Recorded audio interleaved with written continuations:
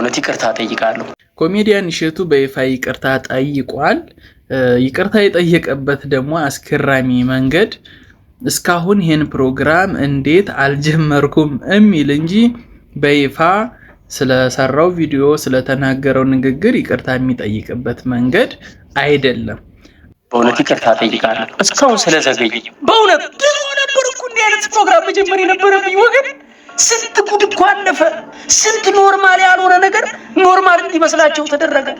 ኃጢአት የክብር ልብስ ሆኖ ቤታችን በር ዘግተን የምንሰራው ኃጢአት ሳያንስ አደባባይ እየወጣ ኃጢአትን ጌጥ አደረገው እና በእውነት እኔ የኢትዮጵያን ሕዝብ ይቅርታ ጠይቃለሁ።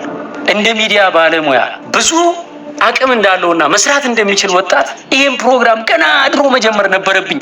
እግዚአብሔር በሰጠኝ ጸጋ ተጠቅሜ እናንተን በድፍረት ፊት ለፊት ማገልገል ነበረብኝ። እሱም የሄደበት ርቀት ኦር ደግሞ ያየበት መንገድ ሶሻል ሚዲያ ላይ ወደፊት በጣም ልናስብበት እንደሚገባና የሶሻል ሚዲያ ኢምፓክቱን ለፖዚቲቭ ነገር ብቻና ቀጣይ ትውልድ ከሚዲያው በጣም ጥሩ ነገሮችና ፖዚቲቭ ነገሮችን ብቻ እያየ ማደግ አለበት የሚል ፕሪንሲፕል ነው ያራመደው። ያ እንግዲህ በብዙዎች ይቅርታ ይጠይቃል ተብሎ ሲጠበቅ የነበረው ምናልባት ከቲክቶከሯ ጋር በተገናኘ ነበር ሲጠበቅ የነበረው። ነገር ግን እሱ ይሄን ፕሮግራም ኖርማል አይደለም የሚለውን ፕሮግራም እንዲያውም ቀደም ብዬ መጀመር ስለነበረብኝ ይቅርታ የሚል ሐሳብ ነው ያጋራው።